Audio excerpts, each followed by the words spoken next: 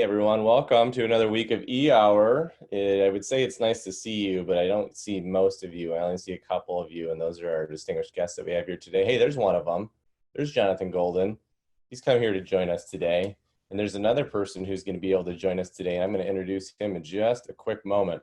But students, we want to make the most of our time here with everyone, so let me get right to it with sharing my screen so that we can kind of go through some housekeeping items here. One moment.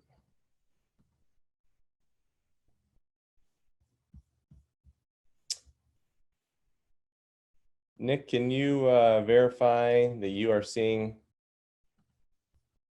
my deck? We can now. Oh, you can now. Yep, all good. Perfect. Thank you very much. Okay, students, quick couple housekeeping items. Journal entry number 2, well done on those. Most of you turned them in well ahead of time, and they are looking good so far. I will go through and do the grading this week and get back to you with those grades through Canvas. If you have any questions, as always, you're welcome to leave a comment on those assignments or send a note to the 407 email that's listed in the syllabus. Please, please, please, please, please, as much as I love interacting with you, please don't send it to my personal email or my unique name. It will get bogged down in my inbox and you'll be delayed and it'll just cause a whole thing. So go ahead and use that email that's within the syllabus to send over to. The Bloomscape competition continues for your questions that you have been pinging and asking over the past few weeks. You do have my most sincere apologies for the fact that last week the Zoom Q&A was a little bit wonky on us and we couldn't get that up and running just in time. So as a way of making up to you for that, in addition to the amazing plans that Bloomscape is going to provide, I am also going to send you this incredible Michigan Entrepreneur t-shirt. Not this one, that'd be kind of weird. I'm going to send you one for your own for the 3 students who win the competition at the end of the semester. So just a heads up, please keep your questions coming. Everything's open today for you to submit those to our guest, and I welcome seeing what you have. And then last but certainly not least, and I will ask him to join via video here momentarily, we have a new co-host joining us this week. Richard Louie here is joining us, and he has been a longtime friend of our center, as witnessed by this picture here on the slide, where he's walking with his father wearing our swag. Happy to have him here. I'll allow him to briefly introduce himself, but he probably will be far better at this whole interviewing session than I will, because he actually kind of does this for a living. You could say he's a pro. So Richard, please join us here momentarily after I introduce Jonathan. And hey, you know what? There's the guy. That's the person I'm talking about right there, Jonathan Golden. He was originally actually supposed to join us on campus last December, but then we had some hiccups on our end and we weren't able to bring it together. And as it turned out, wow, am I glad, because COVID and it would have gone online anyways. But now we've actually got our process perfected a little bit, and so we can do it online with him in a way that's much more seamless. And you know what? Perfecting process and perfecting products is kind of what he is all about. He is a partner at NEA, where he focuses on consumer, marketplace, and bottom-up SaaS investments. But prior to that, he was the director of product at Airbnb, where he was one of the first employees that helped the company scale 100x over 6 years. Very, very instrumental in building out many of the core components of that company, and he'll talk to us a little bit about that today. He's also an angel investor in some of the companies you may have heard of: Bowery Farming, Coinbase, Everlane, Funding Circle, Hip Camp, Tile, and Wonder School. In addition, prior to going to Airbnb, he was at Dropbox and HubSpot and a venture investor at Greylock. But you know what? That's not it. The list goes on. He has also spent his busy career founding a little thing called StartX over at Stanford, which most of you hopefully have heard of. And if not, we will kind of pull back the curtain on. But all of that, we all know, pales in comparison to the time that he spent here at Michigan, where he was over at the Ross School and he got his BBA specializing in finance and business IT. So without further ado, Jonathan, please, I will let you take it away. I'll cut my video and you can go through the deck. I'll run through it for you. You just tell me when to advance, okay? Oh, great. That sounds good. Hi, everybody. Thanks for having me. So we're going to run through this quick try, risk, fail, do deck, and I'll tell a little quick story about that early in my career. So let's kick it off. Let's go to the next slide. So what did I try? Well, for me, it was actually early in my career, and I really wanted to do venture capital. This was back in 2005. I graduated from University of Michigan, moved to New York in a finance role, and was surrounded by people who really all they wanted to do was join hedge funds and make a lot of money on Wall Street. And I was the lone person who wanted to potentially move to California and get much more involved in technology. And I thought the easiest way for me to do that would be go to venture capital, which was kind of bridging my prior experience in Michigan with the technology and innovation that was happening in Silicon Valley as well as elsewhere. And didn't know anything about venture capital, and subscribed to a magazine called Red Herring, which if you know a blog called TechCrunch, which is kind of the industry blog of the day today for venture capital and startup land, Red Herring was the print magazine form. So I subscribed to that, and in the late hours of the night at my desk job in a cubicle, I would highlight all the venture capital firms, highlight all the startups, research everything, and try to figure out how to get into the industry. So a lot of work. I even remember a colleague of mine coming over at midnight when I was still doing work in my cubicle, asking me why I would ever want to do something so silly as going into technology and venture capital. So let's go to the next slide. What was the risk I took? Well, the risk was basically reaching out to every single venture capital firm that I could think of under the sun. I'm a pretty diligent note taker, and I actually still have an Excel file of all the firms that I reached out to. NEA, where I currently am, is actually one of them, which is coincidental. I did not hear back, but a decade later, more than a decade later, I was able to find myself a seat here as well. But I reached out to over 30 different venture capital firms, used that whole process along the way to learn about the industry, to understand what was going on, to understand how those individuals thought about their day-to-day jobs. But I got no traction. There was one firm in particular, Greylock, where I met them in November, and they told me that they just couldn't make a decision. And so in December, right before the holidays, I remember this was back in 2006, they just told me that it just wasn't going to work out. And so I was kind of back to square one. So what was the failure? We'll go to the next slide. It was, I really didn't get a role at all. And I watched all of my colleagues in my cohort in my finance role get a job before me. This was kind of the boom time before the financial crisis of 2008, 2009, when a lot of companies were hiring.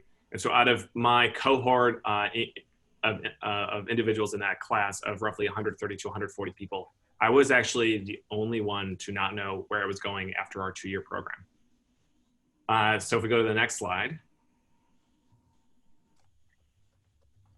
What did I do? I continued to follow up with these firms. I continued to find others. I continued to read more, do more, talk to individuals, did not take no for an answer. And believe it or not, came back into contact with Greylock again.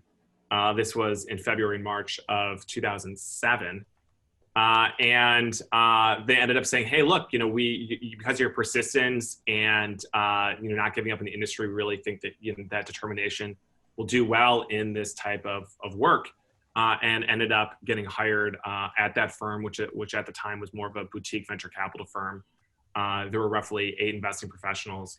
I was the only non-partner at the time being hired.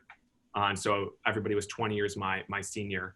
But as a result of that, I just had amazing mentorship at a place like that really taught me the bread and butter of how venture capital as an industry works, how startups grow, and really laid the foundation for my operating career later on over the next 10 years or so. So what is my big takeaway here? So in closing, it's just really be persistent and really demonstrate value. This is something that people always talk about, but it is true to form.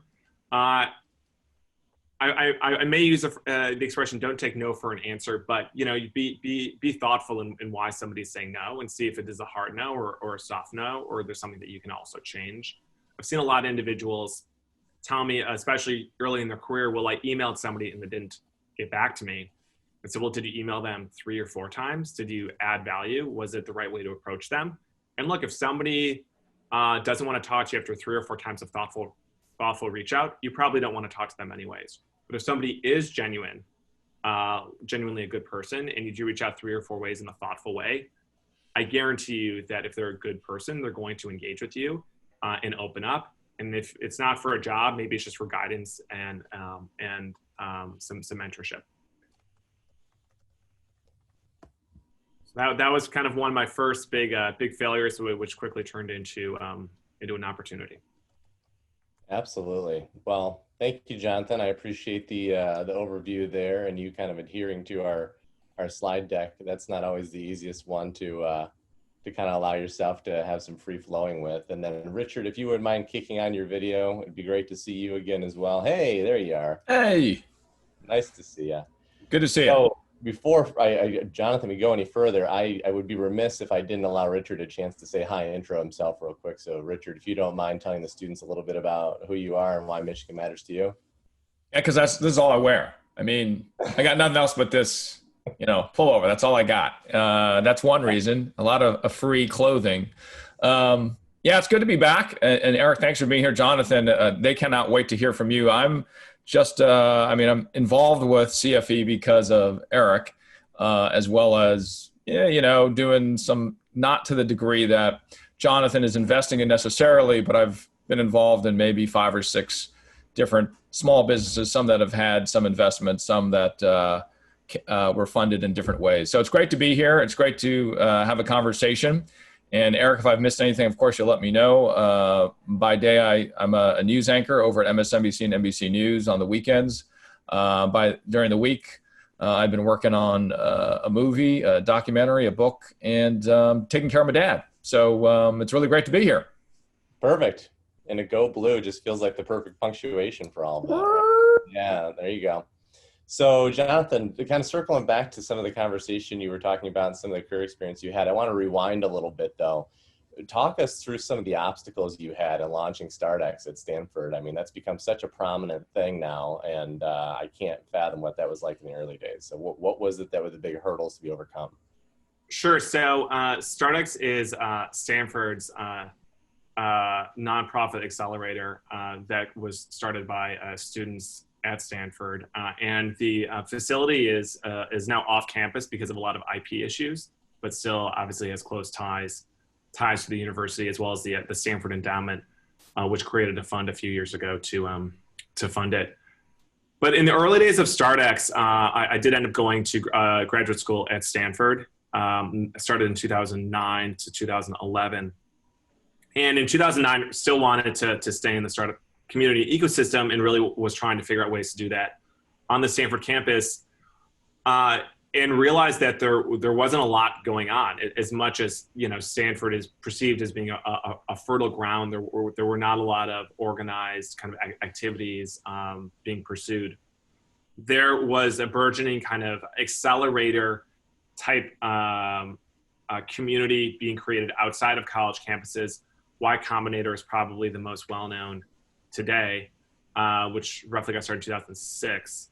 And what was happening at Stanford campus was a lot of the venture capital firms would offer cubicle office space to students who were graduating or who were just about to graduate, and then not build a community or anything around them, literally just offer them pure office space. We really wanted to make sure that there was a community that supported those types of entrepreneurs and new ideas.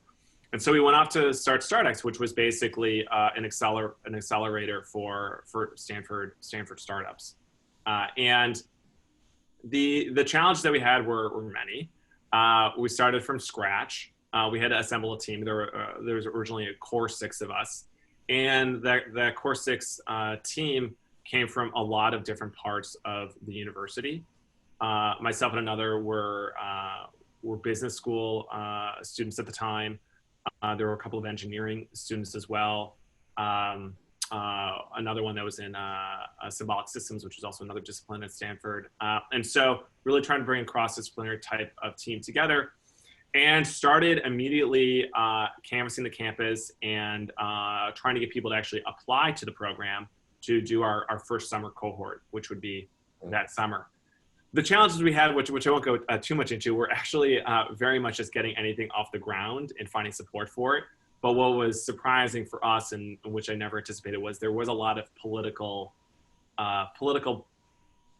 dynamics on Stanford's campus that I never thought I would ever encounter. At a university? No way. Well, I was a student, so didn't know any better, quite honestly.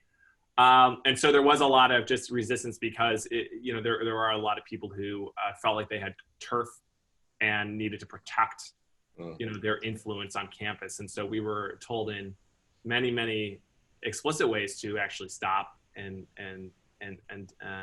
what we were doing, because we were going to mess things up. Yeah. But we did get the ear of the Stanford president at the time, who became supportive, and it was right before we launched kind of the summer program. And so that really smoothed a lot of the political turbulence. And it ended up finding a great space off campus, actually sponsored by AOL at the time, who was still somewhat of a relevant player, to give us a whole floor of a whole brand new office for free, which was amazing. And so we got the program together, enlisted a lot of Stanford prior graduates who have had success, brought them in as mentors, and got the program running. And then quickly thereafter, we ended up getting the Stanford Endowment to create a little bit of a fund to support those companies as well. And there's been a lot of life sciences companies that have come through the program. We were trying to be as diverse as possible in terms of the types of startups that we could help accelerate. It was really surrounding individuals with the community. I will tell you that startups has always been a challenge to persist, just because you always have to balance the more full-time people with the ties to the university, which are students. And so there's always a natural kind of churn. And so there's always kind of a little bit more work to be done there as a result of that. I was on the board for roughly 5 years. I'm blanking on the exact time frame. It felt like that program was in a great place, and it's still working really wonders at Stanford, in Stanford's ecosystem today. One thing I do want to mention is it's technically not Stanford's accelerator program, and it's technically different. It is technically a nonprofit that is separate from Stanford, but affiliated with Stanford and some funding from Stanford. So if I misspoke earlier, that should hopefully clarify it.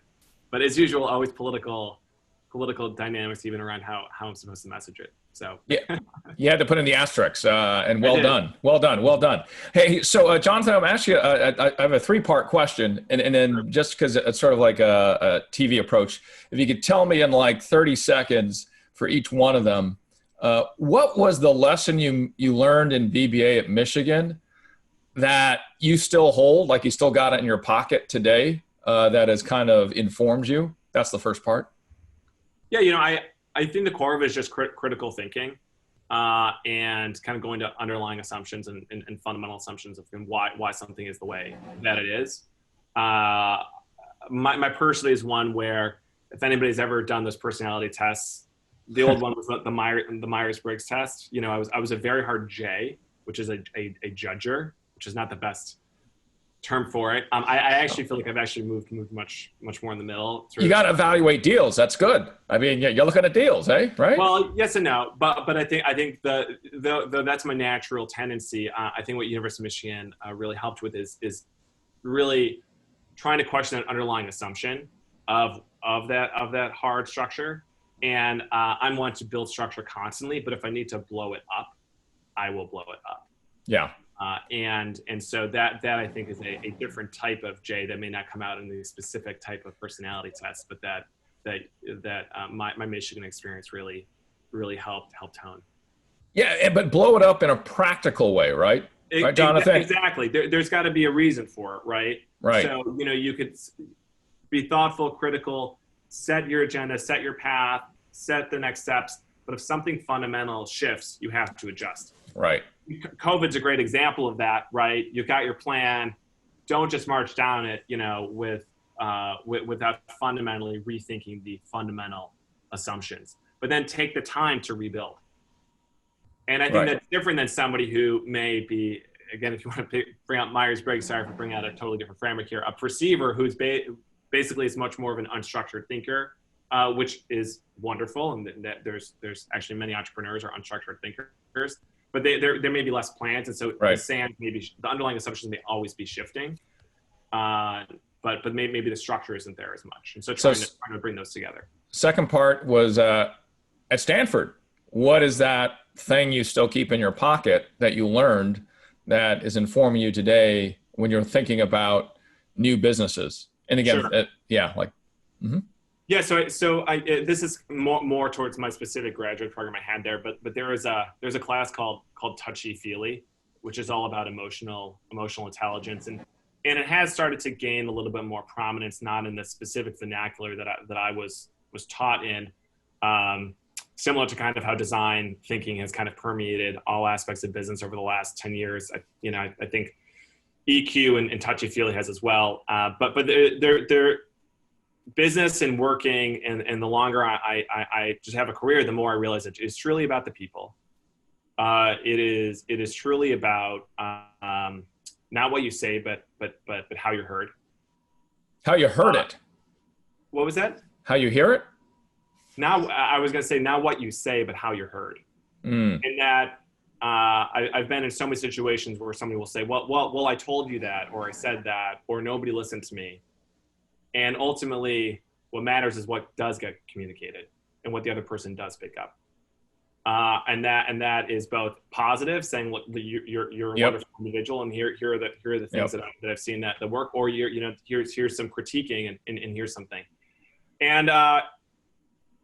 And business and life is about interaction, and it is more about the people and more about making sure you're on the same page and communicating. So being right or saying I told you so.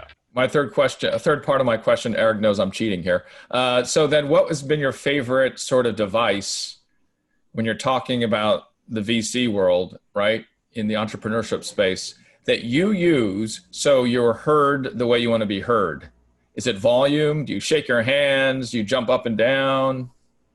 So it's funny. I have a very loud voice, and I got some feedback actually early on that I was actually too dominating.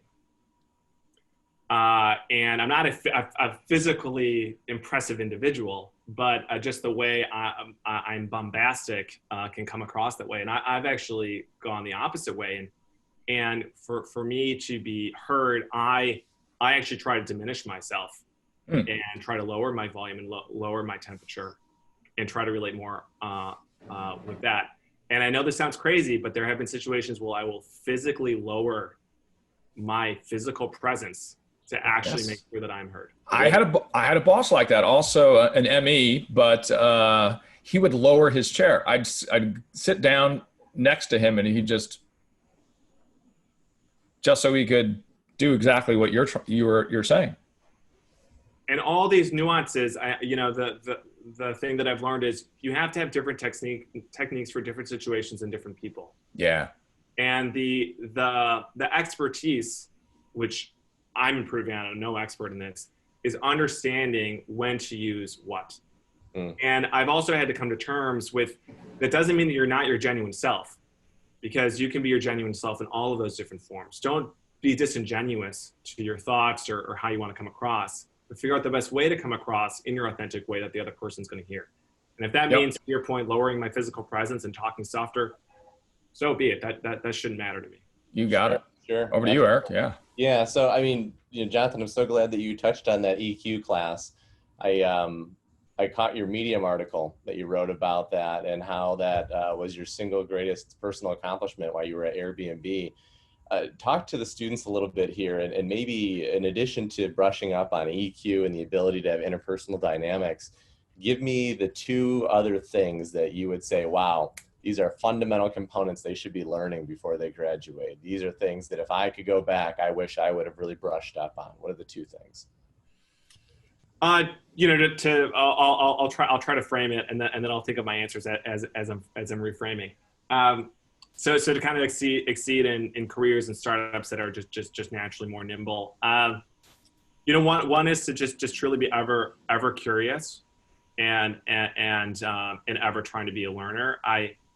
Again, these things are common phrases, but to practice and live them on a day-to-day and year-on-year basis requires effort. And I'll frame it like I'm recently a father of 3, and somebody can tell you what it's like to have children, but you'll never know until you experience it. And so where I'm saying be curious and constantly be a learner. Everyone can be like, yeah, I know how to do that, but to truly practice and do it is a different task and a different effort. And so that's one. And with that curiosity is just making sure you don't always know, because especially in startup land, and I think pretty much all different types of careers these days, there isn't a right answer. What did work even 5 years ago just really doesn't work today. And so just making sure that you have that curiosity and inquisitiveness. And then maybe a second one would be really trying to figure out how to blend different types of activities together and understanding the value of them. So, if you're an engineer, really understand that there is value in design, marketing, communication, storytelling, which I actually think is one of the most important things in life in general, quite honestly. So understand that other disciplines, other people have true contribution, and to respect and understand that, and to always recognize that there's something that they will know that you do not, and no matter who they are. And in some of these startups, which is quite honestly very different than some of the investing roles I've had, everybody's quite homogeneous, and everyone thinks roughly the same way. But when you're interacting in a true operating role, particularly where things are new and creativity is needed, you do need all these different types of thoughts and ideas and disciplines, and that's when it becomes harder, because you need to understand that there are other perspectives, and you need to be able to bring that together for yourself and recognize that you definitely don't know everything. Absolutely. Thank you. Yeah, following up on that, Eric, when we're talking about Airbnb, I was talking with somebody you might know well earlier this week, Robert Chestnut, who is the former chief ethics officer over at Airbnb. And we're going through, as we live through this next version of what a disaggregated organization is like and how you function, how ethics might work into it. And especially today, when we're thinking about ethical organizations, it's really come home during the dual or triple pandemics that we're living through right now. How do you think Airbnb, its culture, was set for this very difficult time that they're going through right now, based on your many years there? And what were some of the strengths of that culture that were able to maybe get them through better than they would have been otherwise? Yeah, I think Rob was influenced by Airbnb, and that's kind of how his really helped him evolve his thinking on this, and then he wrote that book and his role in the organization over the last couple of years. Airbnb has always had a very strong culture, and it has always been a company filled with, in Brian Chesky's words, the CEO, missionaries, not mercenaries. And we've had to encounter companies that were filled with mercenaries. And, as an example, and this is kind of a controversial topic. Go for it. Go do it. When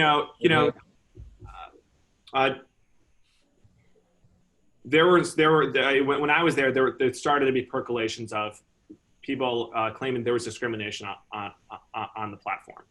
And yeah, we talked about that. Yeah, and well, he probably has more updated thoughts than me, because I was there in the early days around it. Yeah. But you could have taken a stance that say, hey, look, we're a platform. This is human behavior. We're not involved. But when I sat with it and the organization sat with it, you started to realize, hey, there is a responsibility here, and if not us and our platform, who and how, and can we actually take some action around that? And so there's always more to be done, of course, but this stance that everything should be not through companies and through the government or through society, and these companies are just reflections of society, I think is a naive take, and that there is more dynamicism there. And I think that dynamicism is being more understood today. And you'll even see brands like Nike taking stances on topics to what they believe is the right stance around maybe some cultural issues. And so companies are trying this out more today, I think, than ever. And there are going to be some mistakes, and Twitter's gotten into, even in the last couple of weeks, some dynamics around this. But I think we're going to have to learn and figure it out. And there are going to be some footfalls here and there. Oh, yeah. And so if you had to pick a couple organizations, Eric, who's doing it well? If we're looking at the Valley, right? Who's doing it well, you think? I'm not going to ask you to point at who isn't, but just really quickly, just give us two companies we can do some research on. Oh gosh. I don't want to say right now. Okay. I'm not an expert on the topic. Okay, cool. And, let me put it this way, Jonathan. Instead of talking specifically about companies, maybe you can talk to us. You've been around the Valley for a minute. You've been around SF for a minute, and the tech companies. How have the events of 2020 evolved them, or have they evolved them? And what do you're looking at a crystal ball, and how will they actually be changed going forward, or will they? Sure. So the two seminal things that in my mind that have happened this year are COVID, right, and all that unfolds out of that, and a re-examining of diversity and kind of race in America and elsewhere. I'll do the harder topic first. In terms of diversity and race, I think there's an opportunity for all organizations to pick up the mirror and examine themselves and try to understand what they could be doing better, and to my knowledge, many organizations are doing that, and they have active conversations about that. I think that that's a really great thing. And then obviously with COVID, a lot is around the work dynamic and how that's shifted. I think San Francisco in particular has really been affected by the work from home culture because the startup ecosystem has embraced it the most so far. And also the economic dynamics of San Francisco and the Bay Area have made it such that people were looking for ways to not be here, for a variety of reasons. And so for work from home, I do think the genie's out of the bottle a little bit. Pre-COVID, you could say, I could have never anticipated this and I would never thought this, or of course this was going to happen. The reality is nobody anticipated the pandemic, and it has truly changed behavior. And so how much will snap back is obviously debatable, but it will not completely snap back. What I've observed is new startups have basically decided to hire people from anywhere now. And once that chasm is kind of crossed, there's never going to truly be a reintegration back to just a core office. And so all companies that are going to be hybrid at some level. The question is, are you truly distributed or somewhat still centralized? For our organization, we're a relatively small organization. I think the idea is, we'll still try to have an office culture at some level, but that may mean several more days working from home or traveling, et cetera. So I'm sure everybody has an opinion on this. Sure. Well, let me, I love the way that you answered that and the evolution of kind of what it is causing and what it will likely continue to cause. And we've got some student questions. So you keep seeing me probably look down at my screen. I'm pulling in these student questions. Sure. Speak here.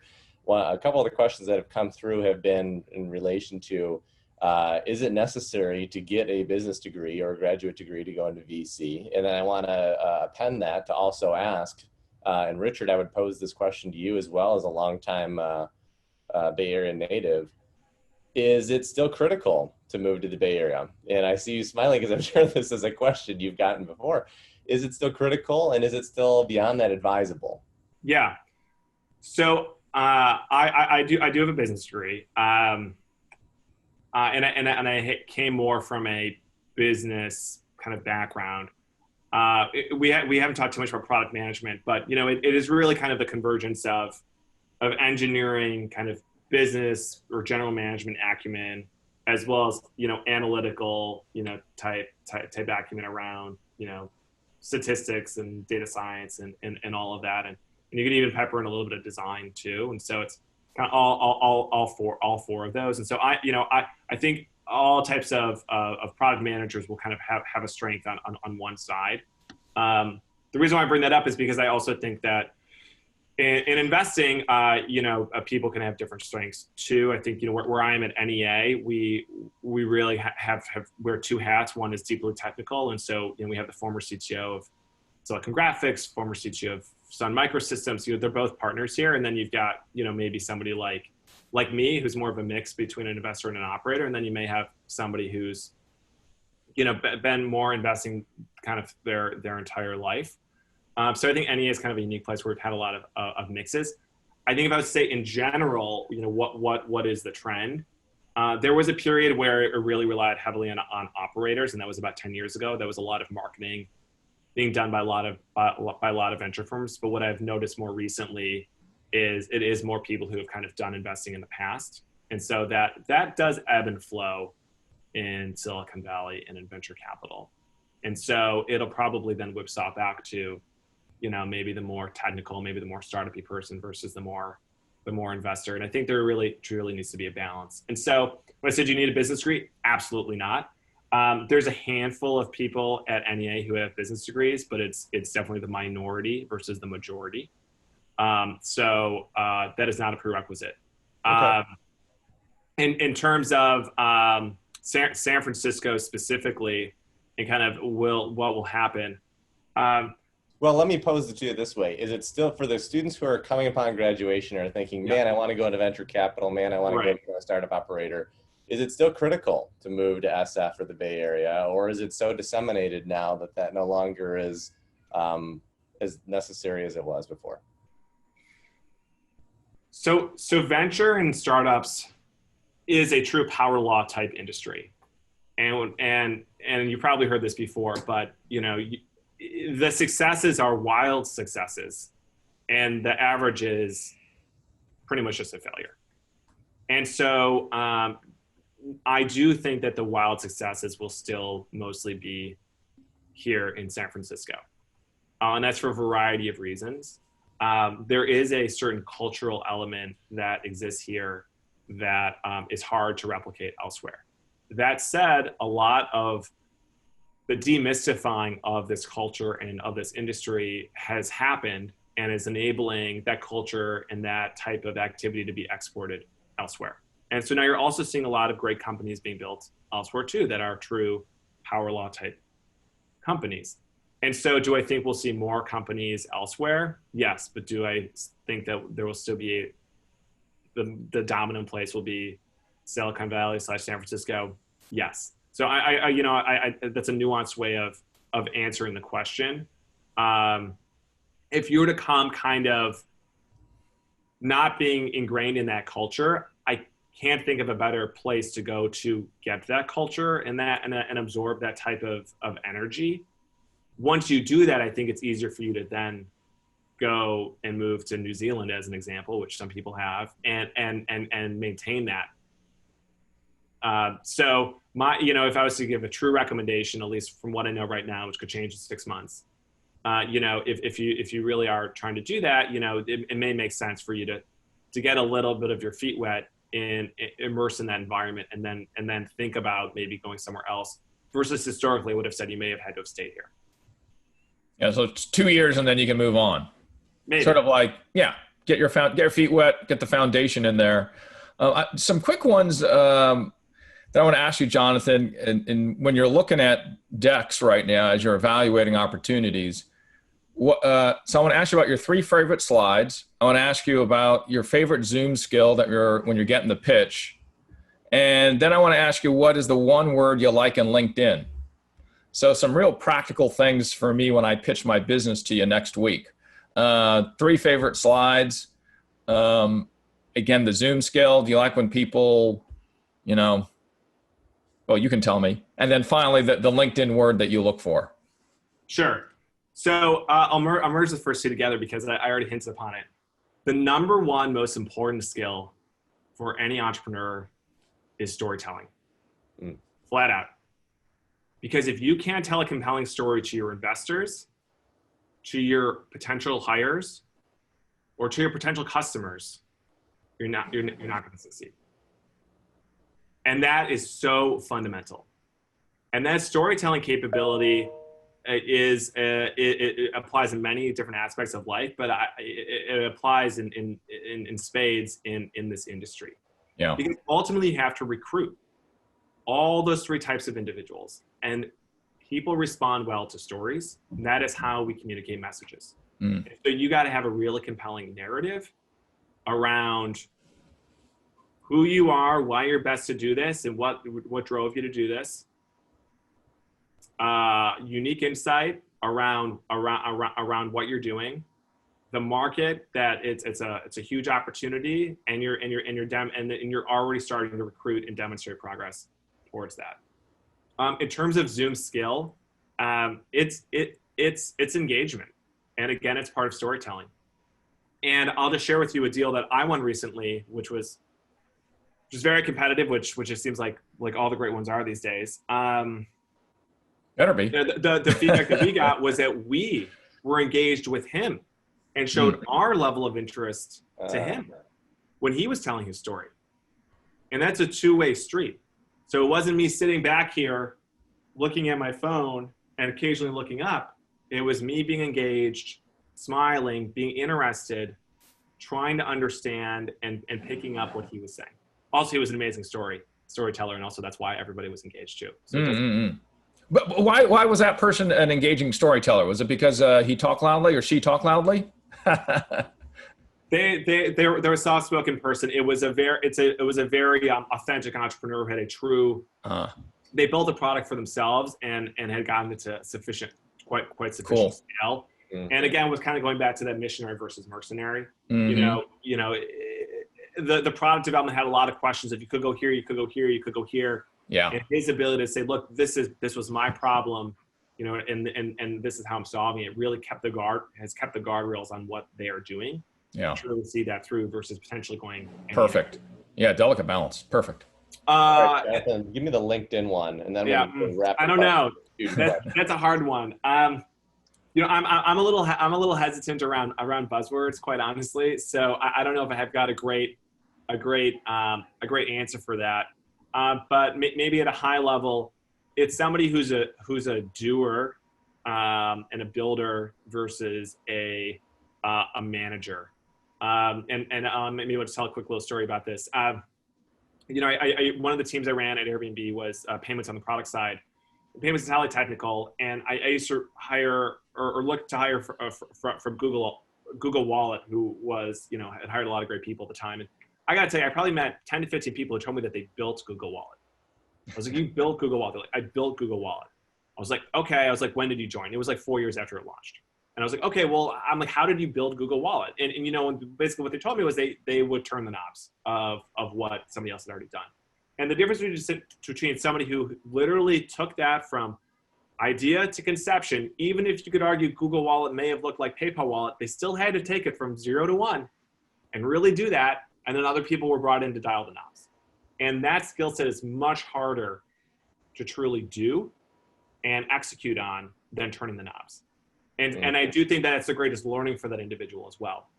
For a variety of reasons, we can go into that in the last 4 minutes, but you see all different types of stages and trajectories and challenges, and you have to get through them yourself. Sure. Okay. So we've got four questions from students that have come in. Let's see if we can get these with rapid fire. So give me a short, brief, maybe 20-second answers on each of them. See what we can do here. What have you how have you learned to apply the skills you learned at Michigan in your everyday career, and how have those differentiated you from peers at Stanford, dare I say Berkeley, Richard, other schools? I'll bring it back to maybe more of a cultural element. I think there is a form of I'll just say, goodness and humility that comes from Michigan, and I do think that actually resonates in sometimes a world in an industry where everybody's shouting from the rooftops how great they are, and follow me on Twitter, and for the right types of individuals that resonates. So Richard, that sounds very familiar to conversations we've had in the past. Yes, I love Michigan students. You're absolutely right. Amen to that. Yep. All right. So second part of that is the idea of what are the cultural aspects in the Bay Area that allow VCs to succeed, and can those be built in other geographies? The short of it is an ability to take risks, see the future, and be highly willing to engage and help. You see, everybody does kind of want to help each other at some level, and that really does shine through. And so, can it be replicated? Of course, but it needs to be a sufficient kind of at a certain type of frequency, which is a certain number of individuals, because that's when that sharing, that collaboration is going to be most impactful, because it is somewhat of it's a people network effect, and so the larger that network, the higher the frequency, and so it of course can happen elsewhere. It just needs to get going. Okay, perfect. And then in addition to the sectors that you focus in on at NEA, what sectors do you look at and go, oh man, there is just tremendous growth and opportunity to be had in VC right now there? Yeah, so it's funny. I was at Stanford one time, this was 10 years ago, and somebody asked a similar question, and one of the panelists responded. He goes, the internet, and everybody chuckled. And he's like, no, I'm being really serious. And that was 15 years after the internet, quote unquote, started. And I'm not going to say the internet, but the trends that feel like they're going to compound truly will compound. So things moving to just virtual or online, or more forms of communication online, that is a huge trend. AI, that is a huge trend. That will compound over the next 2 years. And so I'm not going to tell you something radically new. It's the ones that are kind of staring you in the face that will just continually compound. Perfect. Thank you. Well, that's a perfect way to kind of wrap that, with all kinds of thoughts on what students can get into and what they can do to kind of prep to enter those industries, and how to take advantage of those compounding factors going forward. Sincerely appreciate you sharing the time today. Thank you. Thank you, Eric. Thank you, Richard. Thank you, everybody. Absolutely. Thanks, Richard. Thanks, Jonathan. All right, gentlemen. Have a great weekend. Thanks, Eric. Bye, students. Stay safe.